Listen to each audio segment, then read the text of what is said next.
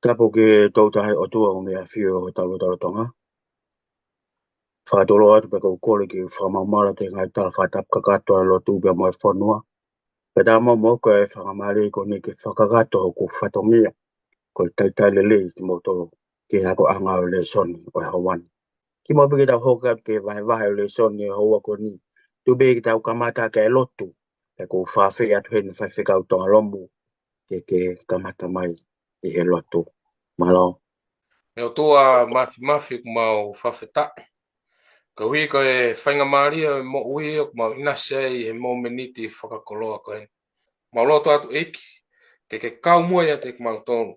Whamore e mau tonu no. Tari e mau loto ni. Wa whaalo ko sisu Christ ka ku mau whamo ui. Amen. Amen. Amen. Malo buto whawhikau e lotu lele. Sai tau hoko mai ke tau le soni e Hawan. Tau au mai ke he le soni honga fulu. E ku whakakaweinga le soni e ko ni o pehe. Koe hala, koe mooni, pia moe moui. Pia ku hulu hulu e whakaukau ia e kaweinga. E vesi te whito me tohi kua sione vahe uruaki vesi tā valu. Aia ku pehe hono wharea. O kui kai hatoko taha kone mamata ki he otua i hakuonga. Koe alo pētaha lai whakatupu. Aia ko one i he whatawhata o tamai. Kone whakahāia. I he kosperia sione ku vai vahe ke konga lalahi e wha.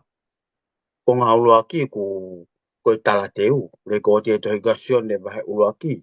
Vesi uruaki ki hono taha valu. Me mawa whenga maari pa mautoki lau e ngahi vahe koni. Ko ngā hono ua, whika waki pia moi tohi o ngahi whailonga. Tohi kua sione vahe uruaki vesi tahi wa. Vahe taha wa moi vesi ni manoa. Tohi o nau ia, ule ko te tohi kua sione vahe taha tolu. Vesi uruaki, vahe wanoa pia moi vesi tolunga fulu mataha. Pia moi whaka osi. Ule ko te tohi kua sione vahe wataha. Vesi uruaki ki he wanima. Koe ako na e whakahoko. Pena nofo taha pe ki he tala te ubia mo tohi o ngahi whailonga. O ne whakatoka mai pe ko haia sisu. Fauhe ene ngahi mana whakafo. Koe ngahi whailonga ia. Ngahi whetara noa aki bea mo ngahi ako naki. Ka ko hono whakamana ko. Koe mana koa o e fitui ko au. Aia ko ngahi tu unga lea. O kune whau hahala takai o whipiki taki ai ai tohi o ngahi whailonga mo i tohi o nau ia ia ko enia. Ko au koe maa o mo ui, ko au koe mama o mamani, ko au koe matapa, ko au koe tau hisipi lelei, ko au koe toi tuu bia mo ui, ko au koe hala mo oni bia mo ui, ko au koe vaine mo onia. Wao mengi au Sunday pe ku whakakawenga o pe I have given you an example o go tuku kia teke mautolu ha whai taki anga. Whakikau tonga lomu, ka tak whamai more. Tā noa mai ange ke ngahi le soni nai fie mau e sisu ke ne a koi aki e ne kaua ko ngā i he fufulu vae. Malo pito. Malo bito e leson. Manatu ko uhinga ko ya tohi ko na sione pe ko tau mua ko ni ko ya tohi ko ni ka sione ke te tau tolu ko ni ko ka readers ko tau tolu ko no tau lau. Ko fingan ke famon te Jesus is the Messiah. Ko ya ko Messiah. Pe te tau mau ya ka pau te tau tui ki ai. Patara mai lewa he tohi ko na sione hen lave a sione hen tamai ku lahi au pito e kamata nga lahi au pito ngahi me aya ke ne tohi para pau e hiki kotoa ya e osia maamani au te ke osia me aya ko te ne lava to fikau aki pe mo sisu ka kune hanga pe o fili mai hene me ala lahi pe ke fikau aki pe mo kalais ha me ako te tau tu ya ko ia ko misaya sai manatu he ha mai ko ki he taimi ko fufulu va e pe ko rotonga ko ya o moe no fufulu ko ya e sisu ko ya va e ko ya ne kawa ko ngai to ko ya sene va ta tolu pa mono vesi ulu aki ke he wan noa tala mai ha ko ke ne fu mana tu na osi to fiha ke ne na fehu ia nau fehu ia i nau fononga hanga pe si so talange ki ai o tala kia te ki nau tolu ko ia e tutuki ia pe e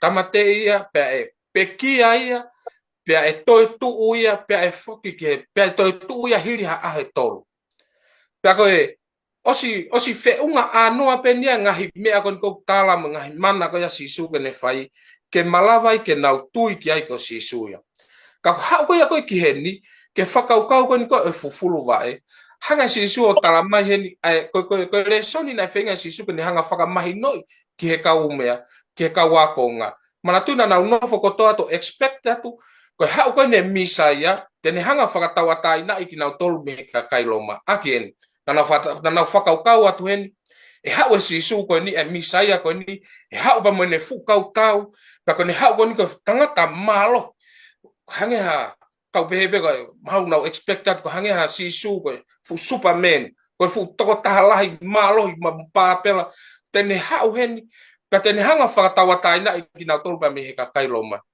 ka hanga ko ne fufulu va e o whakamahino mai e mission na toton na whai ko ia sisu hau ia ko ni ia ka ke hau ia ko e fu hau ko tu ke hau ko ia pe a hau mo ne kau tau ke hanga tau e pulanga loma ke whakatawatai na ina to hawa sisu ia ko ni hau ia o alo i he ai anga kai e manu hola taki i holo ia hau ia tako ke ki sisu whaka ofa nia mana tu ina na expected ko fu sisu o ma ono mafai malo hau ia ko ni ko ki sisu ko ni hau ia hangu whaka ofa hange hau peo alo i he ai anga kai e manu hola taki i holo ke mo ui alu hake ko ni talamai na ayo tabla kalu se fai ai aku hanga sisu whakamahino mai ki heni o kune hau kene hau o hifo ke maulalo taha kene fai ai ho nau famui ko great manatu nau feinga ko toa en nau nofo ko toa ko ni nau pehe ko hai fu mafai lahi o ia sisu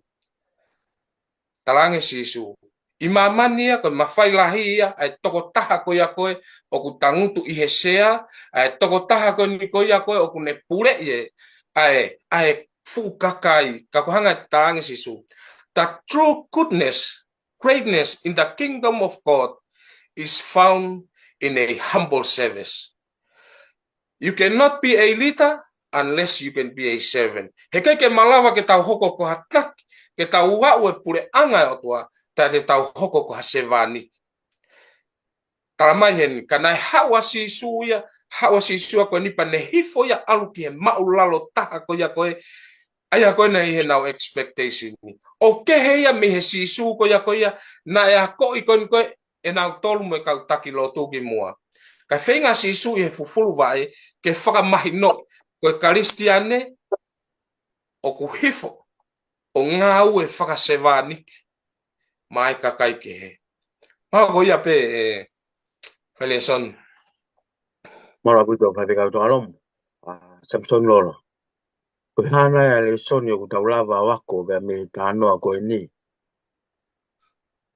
no vito e fo malo ke atonga pe a tu pe ko hoko tuai a ulwaki le son true leadership is service pe ko takimu a mo oni ko nga o to ko nala me pe ga e fa fika ui ai ka pu mai me ma ho inga hen be si su I have set you an example ko tuku ke te motore fatata ke mo fai o ta tau pe mo ai ko ui o tua en ka muy ke na fai taki ki ate ke na fai taki ate ai ko muy ko ke si su ngai laka si su ko ba ke ai ni ke he ke mo ela ko ke fo ke fa fikau to si su ya taweri na ke ne to ya taito to be a leader is not to take a title but to take a tower ai leva ko o wi fo ko ordinance of humility pe ko o wa o ya nga fa to ki lalo o fe ma o ya ke nga o i kai ha te fo i talanoa ki pe ai ki ko talanoa fa fikau na fo ke te ko fa fikau wanga vai ta hai ni amerika fa ke pa mo me ta sa pa te hoko tui mai eia tui mai ke rotu hanga sia to pe mia kaya ko me ko ni ai o ka pe ko me ko te talano o te lawa ko te ka sio mai to ta ke o ke ilo o ke tangi te tala to ta hanga vai ya ko me ko ha mai me te kita o ilo he to ta ke kai ke ngatai ko le soni ma inga hen e vesi valu ko cleansing and forgiveness neo whakatai pene ke whakalau maare ka koe whakamanato ene ke tau tolu ka kai tui ai tau whiema koe ke hoko atu no whakama pe i he keres koe a otua koe foi anga ofa pene a otua ne pehe kene hanga fufulu hona o ngai vai pe pehe pita ke te e kai apito te ke fufulu hok vai pe talange si isu ke te kai te fufulu koe pe i kai te ke kaumua koe kerese a otua kene hanga whai hono whakama a koe pe a mua koe tāpu aki koe ngā koe mea hiki te talama i taua whakahokoi ka koe ngā ka koe atai whakatau ki lalo o ta pehe taku pehe ta sai o tui pe koe mahaki au o ku hoko i he rotu whakaistene i ahon. Ko o si sai au. Ka ku hoi mai whakamoui, ke ne hanga o whakamone i koe pa ke ne hanga o whakama au anga hala, mo whakalelei. Ko foi alo ofa bea o tua. I kai ke ngā tai. O ku tau tatau pe ki tau tolu ia, i he puri anga e langi. Ko hanga koe ne si isu koe ni koe fufulu, ai vae koe ne e kaua konga, o ku ni hanga whakahai mai ai, tau tatau ko toa pe. O kai ke pehe ke walaga malunga hea no one is too great or too lowly to save or to be saved pake hata haya ai reo ne mare ka tau tolu ko anga whakatau ki lalo ke tau hanga whamahu inga e hakotoa pe o ku whiema o ke tau ofa ke maha ko tui koe ko le soni o whiema o ke hako e tau tolu koe ni koe toko whiha nai ni kuna foki o inga be koe tau ngai whakawhengai, o koe ke tau mau haloto, anga whakatau ki lalo, anga mai vai. O koe ko ha mea ko talatu lia te koe mea ia o ku hātu ia o ku ilo i he toko take, koe ke ilo ia. Mahalo koe ia pe... Mahalo koe whiwhikau. Mahalo bito e vahe mali, e ku whamawhana e vahe. Tawa maini ki aha moni te, whakawenga ia o pehe, I will certainly come again. Koe mooni, te uto e whoki mai. Whakikau tonga lomu. Tā noa mai ange ke pui tua e tala ofa iloa koi a kalaisi o ku le koti he tohi asione vahe talefa. Sai, whamalo atu ki he. Koe pui tua koe ni koe, tohi koe ni koe asione vahe taha wha, pa mono vesi uloa ki ke he tolu. O ku lawe kei e konga whaka osi koe ni koe ia koe asione vahe taha tolu, pa mono vesi tolu ke tolu waru. Aia koe tala noa ni koe sisu koe ni koe amanaki atu koe ni koe, ke ne hoko atu koe ni ki he kolosi. Tala mai rewa i he vahe tolu, pa me vahe taha tolu, vesi tolu ke tolu waru. Tala mai pa ni hanga rewa o tuku rewa he whekau fo ou. Ta mai ni hanga tuko e whikau fo ki ne kawakonga koe amanaki atu e ni koe ke ne whanonga koe ni ki he kolosi.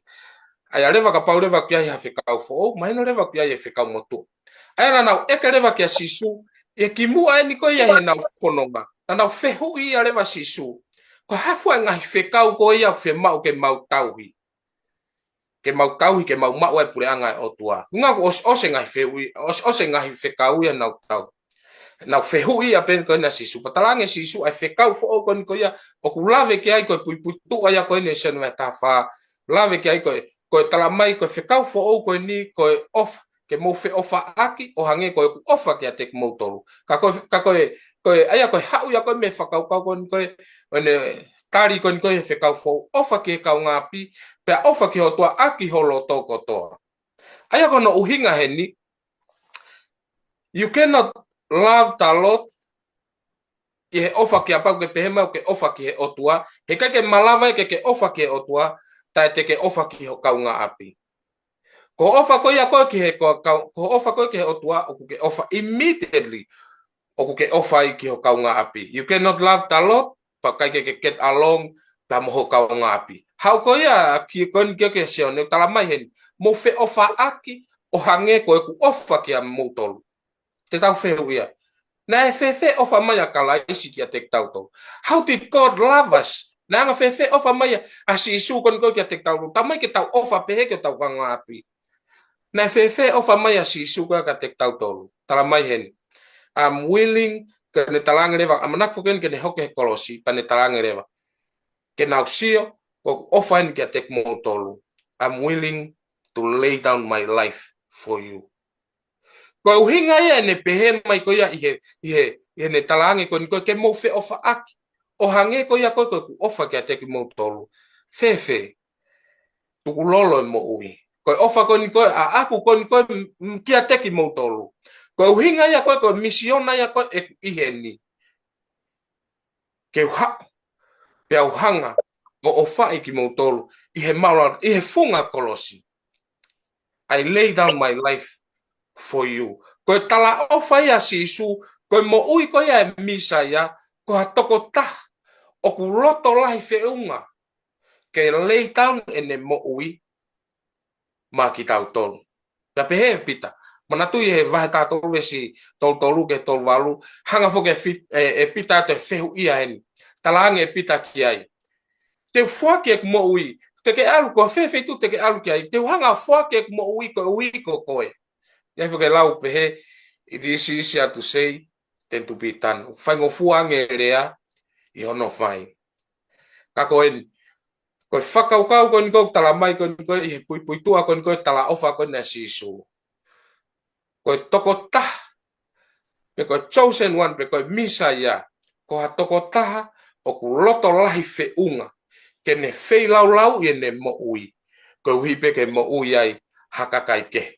Tane tala mai rewa mo fe ofa aki. Ka inga lotu mo fe ofa aki. O hange ko ofa ia tek mo tolu. Ko ofa inga tek mo tolu I lay down my life. Fe ko ofa ke o kaunga api tamai ke lay down. E malau ko lay down your life for the people around mo ke kakai ko ia takai ma ko ia pe faileson. Malo abito fai fika uto kalom. Samson lolo. Tano mai ange ki pau ai tala ofa akalaisi ki ene toi foki mai.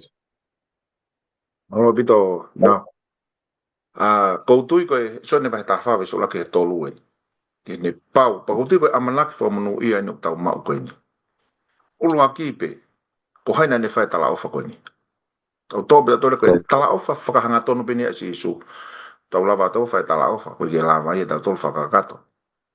Taim fukene whakakato e ako e whanau, ma mahana tau palau mesi ki whanau. Hapare, pia osuka mai whakahoko e nau lelei taha, pia tau ngalu ia tau tolu, pia whenga tamak, kataku ki whenga tamak. Ko hai, ane whai tala ofa sisu. Tau silo pia tau tole ni ako e tala ofa, ko e loto fo, po loto mamahi ni, ai kaua ko ngā ini, ngā koe nau oho mohe whaka o si eni, pia ku hoko eni, koe whakarotola, koe tau amanaki ia, koe amanaki ni kia te koe pia muau eni, si suna ni whai, i kai ke ngā tai, koe ulunganga koe ne otua, ene whai to tonu, mo ne whakakakato ene ngā tala ofa. Tala noa no mipa ua tolu ves tahaiwa, ukai ko hatangata e otua ke loi, koe whohe tangata ke whakatomala, ko ne wholofola, pe kai whai eia ke iai, o lea ia pe kai whamoni ki ai, ta no wapita vai tolu ve se hiwa, pai ki whakatoa e ki kene tala ofa. Ka ku ngā koe lau ai ni, ka ku kai ka ku i kai whina ngalo ke tō hafo i tō taha. Koe taime o toa, koe taime bea u, his time is perfect. Taime hao hao bea o toa. Mana tui, o ku i kai ke limit o toa e to time, space and matter.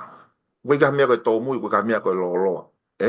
Ka koe natula, tai toi ri liu ia o tua po mene tau i ne tala ofa. Ke tau hanga mana tu, ka koe tala no whakasi o ne ke tau tui. O ku mau taimi ni e toa tue ke hatahu ke tui e ki ai. Kai ke ngatai, neongo koe whakakikite koe ni, koe ngahi kikite ko toa koe ke toi ri liu, consistent, e ngahi tano whakakikite koe ni. Tai ri liu, ai whakakikite.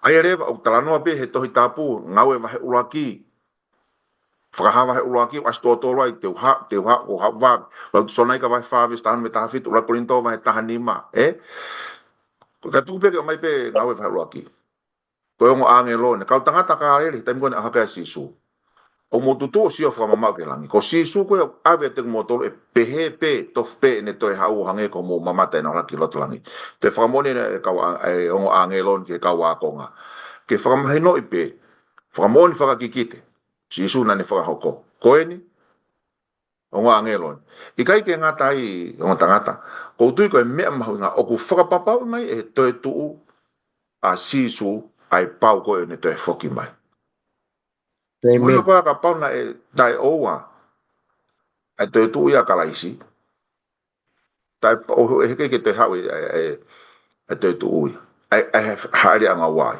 Ka ku hanga e toi tu koe a kalaisi ke ne hanga whakapapau i mai.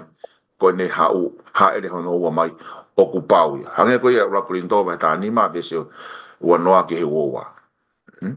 Ai he kapana e tae owa ia. Ta koe peki a si su. Koe foi peki a pea whakalaa pese a tamaki. In May. Ke kano angana e taha. Ako hinga ku ne ikuna whai toto. Mate u pau ai. Ka mone hau. He koe kakato ia koe ai kosperi o tangata. Pekia, toi tu, moui pekia toi tu, ka mone toi haere anga ua mai. Peri ke ngata ai. Mau taimi pa me lau maari e maanoni. Mau taimi me tau lotu i haoni. Ka kuhanga ai hoko mai koe lau maari e maanoni ia e feso wahe uraki ves tahatolo. O ku hoko mai lau maari e maanoni ia ku fuaki ke he kakai tui, ko ha whakapapau ia kia te koe pia moau e amanake rei koe o tau mau ia kalaisi i he kaha u i he ne amanake whoki mai. E ko tui koe whakamu oni ne lau maari e maanoni ke mo oni o wholofola. Pia moe pau hange koe koe pau ke toi tu e la ai po pongo toa, hu ai tahi mo mama, o pehe, ono whakamoni i whakatoi tak, pa me wholofola, ai pau koe ia kene toi whoki mai. Mahalo koe ki tānaki pia he whakaukau koe ni, mahalo. Mahalo koe whatikau. Tawa o maini ke aho tusite.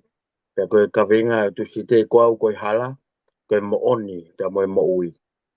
Toa lomu, kata fume moe ta noa mai ange ke whehu i a tō masi, pea moe tari a si su, pea moe le soni, o ku tau wako pea me iai. Malo koe taha whoke ne whehui mahu inga au pito i he wholofola, ai whehui koni ai whai koni tō masi. Manatui koe kua wholoa ene nau mui holo i a sisu, pepe whetu ala sisu nau mui ai, nau os whanonga halope ko pepe whetu ala sisu nau whanonga halope ai, patala mai koni tala koni amanaki koni kene mawahe pia te nau tolu, pia whehui ai e tō maseni, eiki, o kui kai te mau ilo pe ku ke aluki fe. Pea e fe e mau ilo ai hala. Pea koe tari mahu inga au pito eni he wholofola talange he sisu. Ko au koe hala, moe mo oni, pea moe mo ui. O kui kai hau ha tangata e taha ke tamai kai ia te au. Kake toi ai ha whounga ia. Kake toi ai ha hala ia. Taha pe hala. Aia koe uhinga koe whakaukau koe hala. Koe hala koe na e whau ai koe ia a sisu. Koe hala koe na e whau a sisu. Aia ku tau nofo peo whehui. Aia ku na uhinga na whehui koe ni. Koe unga pe ko whe hala. Koe aike ke alu ki whe. Koe aike ke alu ki whe. Uhinga koe ke mau to ilo. Ko alu koe naka te mau whe. Talange sisu. Ko au pe koe hala. Ko au pe koe mo oni. Ko au pe koe mo ui. Aia lewa koe hala koe ni, i hono kono whakariki pe kono lea koe na e tohia ke koe hala koe ni, hawe lea koe hotos, kono uhinga, koe i he context koe whakalau maari e, kono uhinga koe method of living, tange sisu, I am the method of living, o koe uhinga ai hala koe ni koe tuhui ka wheitu, ka koe whaunga, koe method of living, koe hai ai hala koe koe na e whaua ia sisu, na tau lawe pe ki ai, na ne willing ke ne whailau e ne mo ui ko uhi ko ki nau tolu. Ai arewa koe mea tatau pe koe ni koe na whauai koe ni a tō masi koe ni pia mo pita. Na willing i he hiri ange koe ne pekia kalaisi na ke na whau i he mea tatau. Ke na whailau e na mo ui koe uhi koe speri pe koe ongongole rei koe a sisu. Mana tu na au potamte koe ni koe a pita. Ai koe ni koe ke tutuki a pita tange pita. O kai ke tawa uia ke tutuki tatau pa mo kalaisi. Ke whakawhohi ia ke whakatūlu ia pia tutuki hau kai ke tau ia ke tatau koe ia koe ke tatau pa moe whailau koe ia koe na e whai e kalaisi. Aia koe mo ui tae ngata, koe wei, koe hala koe ni koe na method of living, koe hala koe ia koe whailau koe ia mo ui koe ia sisu. Tau tala mai heni. Koe mo ui koe ni, o koe uhinga ni ke pehe ke mo ui tae ngata, pe koe mo ui koe ni koe ia ihe ha ere anga ua. Koe uhinga mo ui koe ni koe ia o kulave ki ai, koe uhinga ke mo ui koe ni oe ahoni. The method of living, koe mo ui koe ni koe ia kalaisi ahoni, tene hanga i o ti temen, aho mo ui koe ia ihe I he ha ere anga wa. O kui kai ko hafoi, ko mo oni, mo o kui kai ko tala mai fo ken ko au ko hala mo ni mo. O kai ke uhinga ni hange kulave mai hene resonia ko ya ko foi. Ko truth is a person. Because truth is a way is a person. Life is a person. Uhinga i ono whakahoa kon ko ye lave ko nasis. Ka te tau whehu ia en. O anga whewe. Ko sisu o absolute. Kai ke toi ririu. Aya ko no hinga ko kai ke toi ririu. He ko mamani i he ahoni. O ku iaie hala. O ku iaie mo oni. Na mo oni i he aneafi. O kai ke mo oni i he ahoni. O ku iaie mo oni. O mo oni i he feitu. Kai kai mo oni i he feitu. E iaie mo oni e mo oni i tonga. Alo atu tau tauria ke he feitu ko e ia. O ku oloi e foi mo oni ko ia. Tau tala mai hen. Ko au ko mo oni. Ko mo oni ko ni ko akalaisi. O absolute i kai to liu. Ko mo oni pe ane afi. Ko mo oni pe a ahoni. Ko mo oni pe a pongpong. Hei kai ke to lava ia. Ke mo oni ke he to tangata ko ia ko hiri. Mo oni ke he to tangata ko ni. Mo oni ke he to tangata pongpong. Mo oni ke han feitu ko no tau ia. Mo oni ke he Amerika. Mo oni ke ha feitu. Fatata gen te tau ala tu ki pau te tau ala tu ki Amerika, ma pika Australia. Ko se whakangofua ya. Whakangofua e mari e fifine mo fifine, tangata pa me tangata. Ko foi mooni au ki kai mooni a hen. O mooni a hen, ka ki kai ke mooni ai. Ko hinga mai ko ni a mea, ko mooni ko no uhinga o kai ke uriri wa hatai. Ko mooni pe ko ni e feitu ko ni, ko mooni pe au ki he. Ko hala pe ko ni ko ia ko ta i he ahoni. Ko hala pe ko ni ko method of living ko ni ko o fonongai. He kai ke to liliu ia a pongpong. Ko fei lau ko ia mo ui i he ahoni, ko fei lau pe he pe a pongpong. Ko mo ui ko ia ko o ahoni. Ko mo ui ko ni ko mo i tai ngata. Ko mo ui ia ko ni ko ia kalais i ahoni, ko mo ui pe ia te mo ui ko ia i mo i tai ngata. He kai ke lava ke to ia ha fonga ke tahape. Ko si supe. Malo ko ia pe whaile sone ki tānak e whakaukau kon. Malo a pita tonga. Samson lolo. Kata ka mamole ke tānoa mai enge ke hanga e si su o whama ala ala ki a Filipe. A ele vā bea mo ene tamai. Moi pito pa malo pito whewhkau. Kini mai ta whako ia. Ko tui puta mo ina ko mea ke tai mahino. Ko whairea ke tai mahino. Ko whehui ko a Filipe. O ni hanga whakaho ata mai e tai mahino. He tau e whiha ene mui e si su. Whanong mata hene ngai hako naki. Te ikai peke ne mau e ia ke ne mau. Ai mooni ko o si su ko o tuai. Ai ku hore a Filipe ke mau ha whakaha mahino. Pe ha mai. Me he tamai. Aia. Ko mea koe nai pūri ai, o i kai ke mahino ia ki a teia. Ko mea koe whehui, ko une whehui, ko os ia i pe tāri. Ko os ia si sūpe, ai mea koe nani hanga whehui. Ai whakaha ko ia. Ai aka koe mea koe tae mahino. Pea lea Filipe ki a te eiki whakaha ki a te mautoro ai tamai pea mau whea maria. I kai ke ngā tāri, hanga i si sua whakaha i ai ne taha koe pa mai tamai, i he vesi hi vai. Behangi si isu kia te e Filipe. O pehe ni ko wholo e kuia te motoro. Kau te kia i te ke ilo au. Ko ia ko ne mamata kia te au. Ko mamata ia ke he tamai. Pea whewhea i hao pehe whakaha kia te motoro e tamai. Hanga e si isu he no whakamama whai. Ko e whakaha hao haoa. That he perfectly reveals the Father. Ui ngahe ko ia pa mo e tamai o kuna taha. Aia ko ne mo ui, ko ne ngahi rea, ko ne ngahi ako naki, ko ne ngawe. Ko hono whakaha, pe hono whakafofo ngai, hao ia, ai ulunganga o toa mono natula. Sa utara mai he tohi ko ia he pelu, mai ula ki vestou. Ko e malama ia hono nau, mo e tatau au pito o ene afio. Hangleva si isu, o ne whakamatala i lewa ne ngahi ngawe, pa mo ne ngahi ako naki, ko e whakamo oni ia. I he vesi hongo fulupe. O ki kai te ke tui o ko i he tamai, mo e tamai e te au. Ko e rea o ko rea aki ke te kumotolu. O kai te rea aki e te au, ka koe tamai o ku nofo i e te au, o ku ne whai ai ngahi ngā ue. Hanga si sua omi ai ki te whito e ua heni, ke tokoni ai ki a, ke mahino. Ai tae mahino ko ni koe a Filipe. Ura ki ko ne ngahi rea.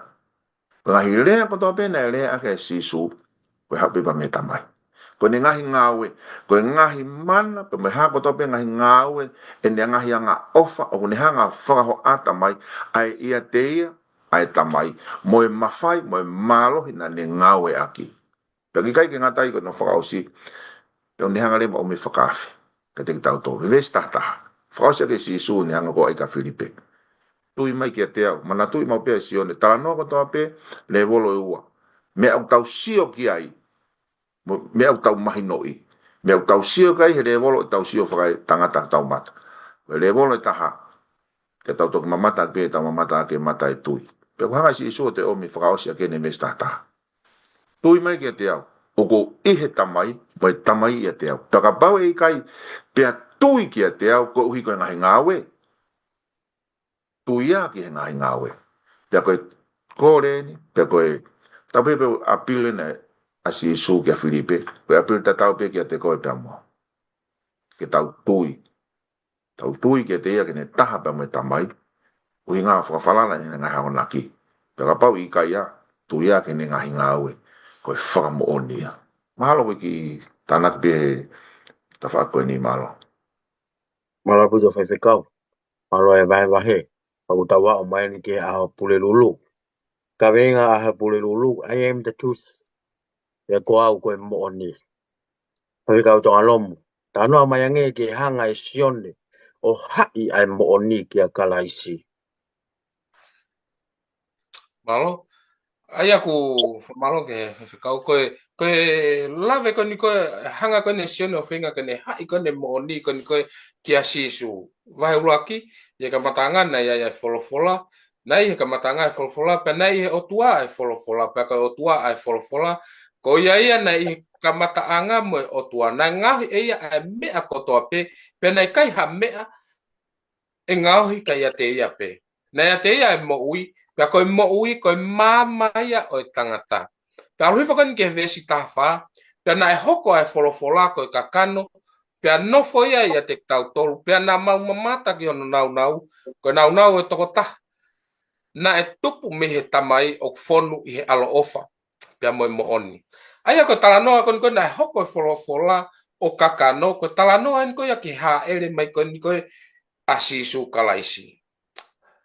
Te mo ilo ai mo oni, pa te ne hanga rewa tala mai rewa heni, pa te mo ilo ai mo oni, pa te ne hanga he mo oni o whakatawa taina i ki mo tolu. Lahe ngahi vese ku lawe a sione, une hanga i o whinga ke hai ai a sisu ke mo oni. Pa te tau pehe rewa, koe ha koe mo oni koe ni. Taimi koe te tau ilo ai koe ni ai mo oni. Koe ha foi mo oni koe ia. Koe foi mo oni en. Na hau koe a sisu, we did not deserve offer pa mo keresi ko ya na how ko ya asisu na we did not deserve to live na kai ke totonu ya ke tama o mo ui ka ko mo oni e mission na ko na fai ko ya asisu hi foi a pekia i he funga kolosi lolo tonga peta fai nga hala lolo tonga peta fai nga hala tala mai when we were still sinners hi foi a pekia i he funga kolosi ko hui pe ko koe pe moau pa kon ko fonga le vai ni te hanga i o whakatawa tai nai pa te ke ilo mo oni pa hanga mo oni o whakatawa tai nai ko fonga le vai ni tai mlahe ni o ku tono no ko ya ko i hesias malo pe ko e hape haki ko te tono no i mo ui malo pe na te os maulakanga i hesias pe ko mahalo pe ku te osi ko ha te osi malanga malo pe ku te hesias pa tai me ni o tau o vale pe tono no pe tau fai ko pa ko nga hanga le vai se tane ia o mai le vai foi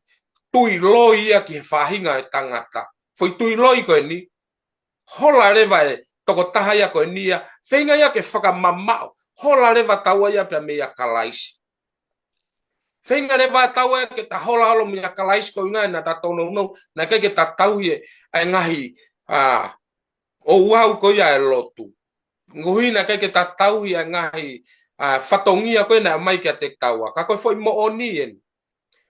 There's nothing we can do for God to love us. Koe foi mo onia. He loves us for who we are. O kai ke malava koe foi mo onia. Na kai ke fai ko ha mea. ke makatuunga ne pekia ye funga kolosiko wiko koe. Na ne ofa pe ki ate koe i he tuunga pe o kuke iai. Pako foi mo onia, pako taimi pe te ta ilo e mo oni koe ni. Fai ngatagen, ko taimi pe ta tono no te ta hola ka kalais. Hei kai ke ta hola mea kalais, ka te ta hola mai kia kalais, ko unga ta ilo. Pe feinga rewa se tane ke ni hanga on o feinga e foi tui loi ke nofo i he karistiane ke taimi pe ko ta tono no ai. O ita si su te ne hanga tutu ko mana tu yang fang tibia ko tau hanga ko no icon ke kau kiti. Tu ko loi na tutu ko sisu. Foi tui loi ya o hanga setan o ai. Ko nga ko mo oni o hanga sisu ofa peka sisu ka te ko i tu unga pe ya o kuke iai. Ala ko foi mo oni ya. Fenga leva sisu ki ai pe me iai leva ko ta ilo ko mon ko ya hanga leva ya fakatau atai nai ko. Ka ke te ngoi ko ya o kuke fenga ko taimi pe ko me hanke ongo ke ha u pe ka kalais ko nga ofa pe ya te ko ye tu unga ke iai. Ko foi mo oni ya. Ko ne hanga ya fakatau atai nai ki kaua. Hanga foke setan o ai ke ta foi tuyo kuloi ke ta populai pe ke ta tono no. Ka koin ko foi mo oni that God loves you for who you are. Malgo ya be ane son. Malo abu to tonga. Whawhikau so ni lolo. Ta noa mai ange ke ngahi loi. Ka ku mio i o mo oni e ngahi kuonga o ta mo ui ai. Malo pita pa whamarot ke whawhikau e. Taku o mai whaki eni, ta mo ene ta tola kuonga ku lahi whepaki pe ka ulot whakaristiane e. Ta ona ta uofu ai na tala noa pe na uski kite i pe nia. Ko taha pe ni ngai ki kite. Kai ke ngata ne hua ke pe loto he loto siasi. Alha ke pe pa mi ai. Ko Timote vai fave sula ke ni mato ki mea to lau. Ka ko whakatokanga ma mawhani a Paula ki no foha whalau maali e ko Timote. Wheko ake maha taimi e tali te ke iai e he kakai ai toka a te rini pe ko ako naki totonu. Kai tali ngahi ako naki o whena pasi be mo na ngahi hori. O ta foke ai me he mo oni pe tali ngahi loi. O waha mahina ki kite ko ni he ngahi whaunga ke he i he ahon. Hange ko no mio hange aga fofonoa na lave me ke ko famano na lave me ke ai fai fikau o nga ko mo ni fuka fola absolute moni ka ko taimini o mo ni pe tari e fonua society mo tu unga to nga hiloi fala mari ke faka fotunga ake mo oni ko nga ka tu ko lave tu un lato e moral relativism fili liwa ke tu unga faka unga ngai ai na hora na to ko truth is subjective ai koe tu unga pe koe hanga pe ko o hanga pe ko define e anga o habe me o le ki te ko ho makai mo tu unga ko ia ako hanga ko mo ni fakato hitapu truth is objective tamai si so sen David wes David tu fakatapu yang na to le o mo ni ko fola ko mo ni Isaya mahini ma vese uano e mala ia na to lo ku e ko vi ko lele mo lele ko ko u e po uri ko mama mo mama ko po uri o ku e kona ko merie mo merie ko kona fata tau pe ke ke te ke mo ko nga ko ne pule ko ka famau fai pe to ta ko to pe me fata tau pe mo ne lele ana i no mata no wakai pe ana i kia ai aku o a we ko hanga ko mari tanga mo tanga fini mo fifin ko nga hilo ya ko alu taiminia o hoko pe mo on ka mo oni eni ne ngahi ai tangata e ho tua hon tau senes va rak pesi wa fitu ko foi moni ke te liu ta tau e pe ko ha fa nga atakai fa nga tu unga ko to pe so society pe mo to tangata mo to tangata e ku mai fisi a ka uia mo huku ia ka ui kai ke auha ai folo ko au tua kai ke ngata ko e me ko prosperity gospel la he atreki e ka kai to ko la ai ko loi ko ni o fe ma e o tua ke tu mari pe ke ha mama te ke mo ui le ko pa to aki e mo e ka kristiane ke na ma ko e koloa alu e o ke koloa ko tu mari mo mo i lele ko fa mahino e te ko o ku feiva ko he o tua fa ilonga pe ko o ka kai to la kai o ina ko no tagi ki na ya ke muy ke ka ke na to ko na tau ka ve ini ka tala mai fo ke si su ya ka no ka muy lo que pa hi va ve se wa tolu oye ke muy ke te ya li ak e ko la ke to ha ke a kau mafasia pa ke muy ki ate kai ke ngatai ko humanism tui pe ko ke te ko ai ko tau mo inda tol hako ngana se ko human reasoning fai aki pe ho faka uhinga ko mo solo vai pala ma aki pe me ako ke fa kau ki ai ka uhanga fa kau ko ni o ne hanga a hiki kita kai ke ngatai te si to pa me o tua lotu tamapua kai te fa fala kita me he o tua he ko ina utala mai ke te tau tol ko o tua ko he is our creator kalau se vai rock ves ta hano mo ke ta fitu senes vai rock ves o rocky pe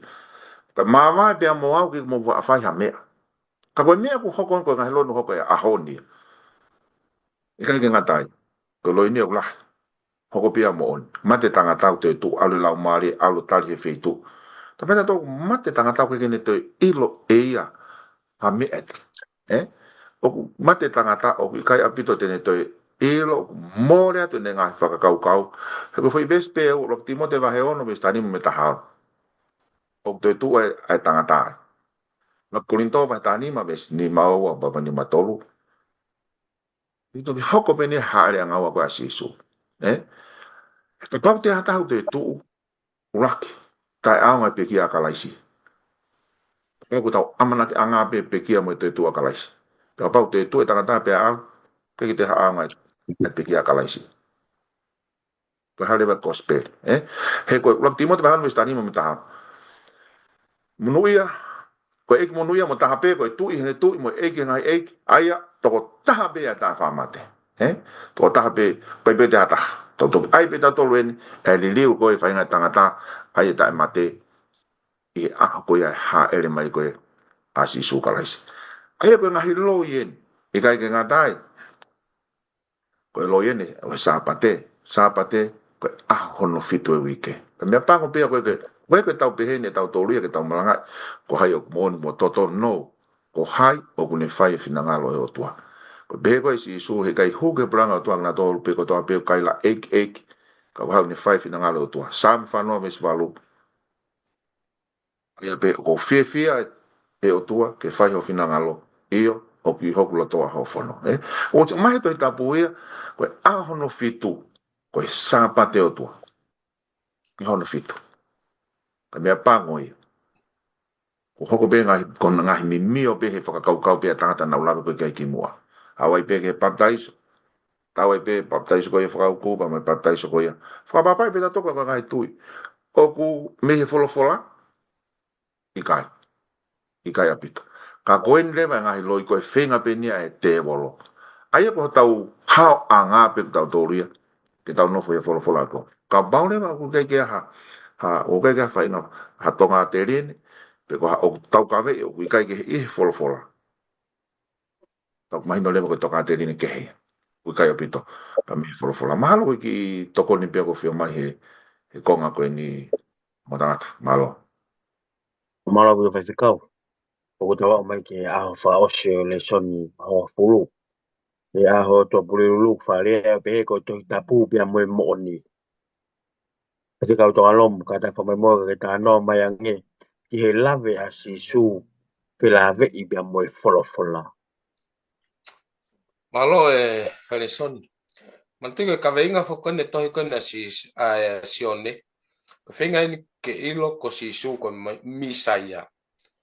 Aya ko si su ko misaya pa ko hanga ne si su he o venga he ni ke ne faka mahino ni fekau aki kon ko pa ngai lave kon ko fola. Ye va ni maba mo vestol valu ke fanoa pa ko kai no fo ia pa ko kai no fo ia ki mo tol I ene fola. He ko ia na ane fekau o ku kai te mo tui ki ai o ku mo kumilahi e ngahi tohi tapu ko ui o ku mo amanaki ke mauai ai mo ui ka ngata pea ko ia o ku whaka mo oni ki a te au ka ku kai te mo loto ke hau ki a te au ko uhi ke mo ui sai ko nau manatu ko nau nofo ko ni hanga ne si so whaka mahino whengai ke whaka mahino ki a te nau tolu manatu ko nau tonga ia ko ni ko toi tapu ko me ko whakawa motu ape na I he taimi ko ni pa ko hanga rewa si suo whakamahino ki a te kinau tolu ai ngahi me ako ni ko na I he fola ko whekau ia ko ia ko whakakakato ia o ngahi lave ko ia pe ngahi kikite ko ia e fola ai a rewa e pa ku nau ko hinga fok na nau nofo ko ni na nau nofo na nau tali ai misaya ai una look forward pe ko he misaya ko ne pa hau ko de misaya ya pa tala mai ka ke na hanga na tolo tali ko misaya ya winga pe e na expectation ni ko ni pa tala mai le va e anga fe hene lave ko ni ko mea e anga fe ke hoko ko e ke imua whakataha pa mengahi lave ko ni ko ia i he folofola na ke i he kamata anga ko ni ko toki tau ma ko tau wong fulu topu pe ni pe anga fe ke i he kamata anga aya leva ko fenga leva talange e si sugi heni kapau ku mo kapau ku te mo tui ke ngai tohi ko ia i he kamata anga na tohi e mo sese pa momia mana tui ke nau tale na toi me tale na tolu ia ngai tohi ko ia a mo sese to lave lahi me ki ai fa feka tale na tolu ia ngai tohi ko ia a mo sese mo ngai ko naki ko ia kana talange mea ko ngahi ako naki pa mo ngahi fekau ko ia kapau e mo tui ka mo seste mo tui foki ka te au he ko ia na ne fekau ia hiriange ko ni hau ko ia e misa ia pe he rotonga ko ni nofo ko ia mea tala mai le vahen na nofo foko faka amu ke mo uita e ngata o mo kumila ngata o mo amanaki ke mo maua mo uita ngata pea ko ia o ku faka mo oni ki te au ka kui kai te mo loto ke hau ki te au ko uhi ke mo ui o ke heke pe mo ui ko mo ui ko mo ui ko ia kala si hau ki si su ko mo ui ko ni kono quality ko mo uita ngata kono consequencia ko mo uita ngata he kai ke malau ke tau look forward pe ke mo uita ngata ta te tau mo ui aki akalais pe mo faka mo oni ko ia ko ne fai i he lave ko ne folofola tai milahi ni i ko hoko mai ko ia ko ne ngahi faka mo oni mai ko i ngahi ko nga faka osi o tau hanga o ngawe ake ngahi uhinga ko ia io ko si supe he kai ke to tari ke tau fai hanga hinga o ka ku tau tari pe ko ngahi ko mo uio ku ia kalaisi pe ko mo ui ta ngata ko ia ko i he haere angawa o ia i hono mahu inga mo ui a kalais i he ahoni ka koeni kono mari e hiriange ko ni haere me ko ia misaya pa ne toi foki tala mai o ku ia ile vai fainga mari na nau tai tui i he kuohiri ko taua i ahoni o ia fainga mari ia ke tau tui na ku ta nofo taua i he ahoni pe ta toi tatari pe taua ia ki ha otua pe ko hasisu pe ko misaya tatau mo misaya ko ia na nau nofo o expect i he kuohiri ko whainga maria ko nuk tamau ki he haere angaua ko whainga maria ia ke tatui ki he folofola pe mga kikite ko ia na mai ko ia sisu i he fokawa mo to Afrika aki pe mo sisu aia pe me he ni leva ki he haere angaua o tamau e whainga maria ko ia ke tatui ke folofola ai a koe na whetai mahino aki ai koe ni ai kau taklot pa me kau karistiane i he kuohiri ko taua i he ahoni ta tangut o ta whanongo ki ai mahalo pe ku ta nofo koe ni pa ku ta toi whenga pe ke ta tatari pe ke ha misaia dictator pe ke ha misaia o ku kehe pe ia manatui na tau lave ke he kamata koe wrong view of Jesus o ta tau tofu peia mo not knowing Jesus. Na pe ta nofo e ahoni. Na ta nofo tu ki tau ia o expecta tu pe e fai pe sisu. Io mon e fai pe sisu ta fomo. Ka ta ilo ko a ki ia e finangalo ai o tua ke mo ui ko ia o fema o ke ta nofo ke e ahoni. Kono fenga ia sisu ke ne hanga mai e folfola. Lolo tonga tau funonga ko ni tatari ke ha ere anga wa. Uia e folofola, uia e whainga maari ke tatui ai whainga e tangata. Mago ia pe whaire son. Marabu e whaifekau. Samson lolo. Ta noa mai ange ke mau inga e tuhu i e kalaisi e folofola. Ke whakamahino bea mia e mau inga o ene ngā ue o ku whai. ai malo pito tangata pe tau mai ki foki e whakasinga e ako ko ni po tiko e kau e he le soni mahu inga pito e te ki tau tolu o mai forget me to ka lu ke wa fa vi se wa fitu ai ko formole na si su ke ngo a konga ko na alwe hala ki me si to tu pe ka mata ma mo se so hoko ke ka palo fita ko to pe ni fa matala ke te na me tohi anga me ko to pe ka ki te fa to nga yang e hanga he fola hen o ni hanga whakapapau i mai ai identity o sisu ko haia sisu ka mo ne misiona ai ko ne laki hanga ko ni ko tu mai ko ai fola hen kamata sisu pe me ai ke ni hanga whakaha i mai ko ne mo'i ba mo ne pekia ba mo ne toitu o ne kai ke mama haia ba me ko ka pe ko me na ho fa ko palani o tu ana sala pe ba me mo nga fo ko ne ne kai ko tau tolu fa fa nga tanga tau fa o vale a bia me o ho fa ha be na ho ki o to wi kai au pito ko ma inga hanga e kalaisi o tu me ko folo fola me a ko to ape ke ne hanga fa papau i kai ke nga dai fa ka ko no wa ko folo fola hanga si su ne fufu a me ko ni ke folo fola ne o ko ke fe ma si su ke ne te ai ka fa mo ni ke te o se fe ma ano be ya te ka ko nga pe na ta e tui me na loto fefeka na hanga e si suhen o ne hanga whaka mahino pe whaka mamawhai ko e wholofola ko e mawhai tau potu tahaia pa ko tui ko e konga maho ingai si one mahini mami is whano me whawhitu ka ni tui mo toga mo se pe mo tui ka teo nei tohe e ka teo ka pau kai ke mo tui ke ngai toi fefe mo tui ka ka usiu whaku na hau pe na tori a mo se pore pa no henga tohi a mo se pe hanga pe si so kamata pe pe me ai pau ko ia mo tui ke Moses. Ka pau mo tui ke ne ngai tohi. Tohi e Moses e kia tea. Pe ka pau ke mo tui mo tolu ke. Ne pore e peki nau tolu. He mea ko nau tala, nau taku ko nau piki ai. Ko fola ka pau ko ia ko Moses o mo tui ke ai. He mo ne ngai tohi. Ko e tohi e ia kia tea. Rei ke ngatai, une te hanga whaka o mai whakahae hoko te palani huhu ko e otua. Mea senes, o a oai ke hoko mea si suke ne ngawe ko i mamani.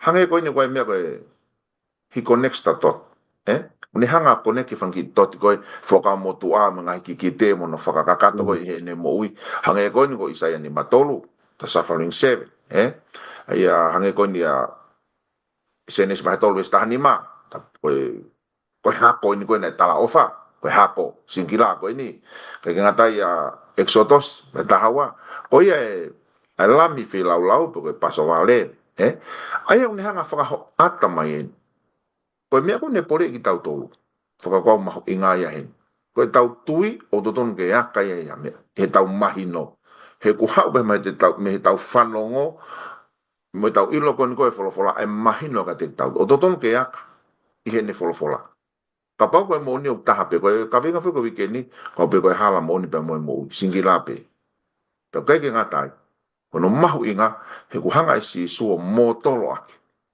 ai whatongia koe o e wholofola o e tohi tapu ki he kakai tui. Ai ko ni hanga koe no whakamu o mua. O ni hanga lewa o mi lewa ai whakatata ki he no kau mui. Tau wako ke tau mahino ai wholofola. Ke ne tataki pa ono whakapapau ia koe wholofola e o tua. Hanga nau lapi koe ki ai. Ne kei te fuwhe mau ia si isu ke ne te whalawe. Ko kosi hoko kakato mai pia hao e te ia. Uhi ngaha ko ia kune mawhai mo e malo ko toa pe. Kana ne whiri, ke ne ako naki me he wholofola. Ke ne hanga whamahi no i mai. Ko e mawhai tau po tu tahai. Ko e mawhai tau po tahai. I kai ke ngatai, whakaosi. Ko no whakapau i koe e si isu e wholofola ke ngahi tau tangata koe i he kahau. Ne hanga whakamapapau, i kai ke ngatai i hono tau tangata me ko ngā ko ia. Tau ku alu pia au ki tāniti. Ne hanga mai whakapapau koe ni o aonga ko e wholofola. Ke tau ilo ia e whakamo ui, pa mai palani au tua ki a te koe pia moao. O tui koe whakaukau mau ingan hanga i si sua hiki. Ai wholofola ke malunga taha pa muna whapapau. Ke karistiane, mono kau mui. Malo, pina. Malo bila whakikau. Tawa mai enke whakasinga e tau le soni. Tuka pe ki miniti koe ni. Koe loi pe kuia ia e whakaukau mahu inga ko mo whaamu ke whaamaha popo ke le soni. E te utuku a te whainga maari ko ni ke kamata mai e whakikau tonga lomu. pega hilia be a fa ma bob ma te son be a fa hokai be mo tau lotu fa o si malo pito. Malo, tu pe ulawa te veska ni ke fa os pe fa ma popa ke ai konga mau inga pe ko mau inga ia hiriangi hono ako le son ko ni. Toi ko ya sone vani mava mo ne vesta taha pe ko ni ai fa mo oni ko foki e o tua ai mo uhi ta ngata ke te ki tau tolu. Pe ko mo uini o i hono alo. Ko ia ku ne mau ai alo o ku ne mau mo ui. Pe ko ia o kai te ne mau ai alo ai o tua o ku kai te ne mau e ia mo ui. Kuma te whatonga e vesi ko ni. Hiriang e tau wako ko ne le soni ka ne uike ni. Kala mai he ni. Ko e ni. Ai whakamo oni kua whaki mai o tua past tense. Ko past tense kua whaki mai he o tua. While we living in the present tense o kua si ai e past tense. Kua whaki mai he o tua. Mana tuka ka venga o e le soni ko ia e uike ni. Kua upe ko hala. Kua upe ko mo oni. Kua upe ko mo ui. Ua Timote vahe ua pa mono vesta tolu. If we are unfaithful, he remains faithful, for he cannot deny himself. Kohai, who he is. I am the truth, I am the way, the truth, and the life. Ko au pe ko hala, ko au pe ko mo oni, ko au pe ko mo ui. Ko whakamonu ia kia te taua karistiane. Ko amanaki lelei taha ni kia te taua e karistiane.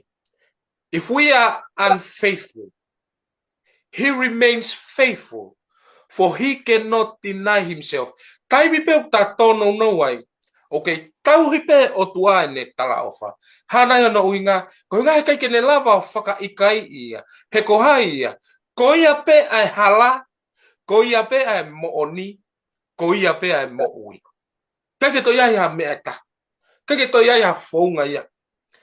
Tahabe. Ko kalaisi pe, ko hala pe ia, ko mo oni pe ia, ko mo ui. He will never deny himself. Even e time ko ia ta unfaithful rai. Tala mai nofo pe o tua ke faithful tau i fai to ton ve. Ko inga he ke ne lava o whaka ikai ia. Ko haia, ko ia pe ko hala, mo oni mo ui. Ko manak lele yanga ka tek tawa. Kapau na kai ke ta hola ke anya. Tai mu ta tono no wai. Ta hola. Ko ia pe hala. Ta hola ki ai ko ia pe mo oni. Ta hola ki ai ko ia pe mo ui. He kai ke ia tai mia te ne toi lili wai. Mana tui na tau lave ki ai. He loves you for who you are. Ko mo oni ia. O lave ki ai. Feinga sione ke ne hanga whamahino. Kia te tau tolu. Karistiane. I aho ko ni. Ko ngahi mo on ko ni hei kai peto liliu hatai ko ia pe Faison malo. Malo pito tonga pa tu pe ke tu ai pe ke fa cha ke tonga ko fe fa mana pe te atolu fa no ko hala mo on mo ui singila pa ko si so ta mai de va pe lu ta atolu se valu si so kala si ta tau pe ane afi mo a ni pe fa pe tanga malakai va tolu so no ko si o wa ko te liliu pe ka pau ko ia o ke ke fe mo ke tau alu ta tolu ke tu ko fa holo ke tau alu ke atakai ke tau alu ke si ke ma wa mo oni tau alu ke mo oni ko fola Pake ne talamai lewa ke tawa e hala. Talamai lewa ke te tawa e mo oni. Te talamai lewa ke tawa ko fe ko hai mai mo ui. Ke tau loto. Tua mafu mau whawhetai lahi. Tā puaki ho fola ko mau a ko eke. Mau lo tūpia ke whai tāpu kina kotoa ki mau tō. Pia whake kau whanongo eke. Na taanga e mea ko mau malama. Mau lo tūpia eke ke maalunga taha beho no hike a whiona. Ka te toki hanga toho ki mai a mamani ki a te koe. Ia o mooni ko ia pe eke. Tā pe, ko koe pe ia eke. Ia mea o lewe ia mau whakau, tuku e mau whoki ki he mooni ka koe whora e whiona. Tā pe ia, ko koe ia. Hako mai o kakano eke. Te mau ilo e hala au tā pe. Te mau ilo e mooni au tā pe. Te mau ilo ai mo koe. Tuku mau mea e mo ui eke. Tā piki nā ki mau tolu hono kotoa pe eke. Te mau e whora ko mau hanga tā ki e ki nā. Nau tolu kotoa pe ku whanongo eke whakaau ngai. Tu pe mua eke ki hanga whamama. Tari a ki mau tolu, tu ka mau tā puaki. Mau kore kotoa ni he kresa eke o whau tua whih me lau mare manon. Wa mo alo fa e te matolo ni ona hik, ai fai pa ta ngata.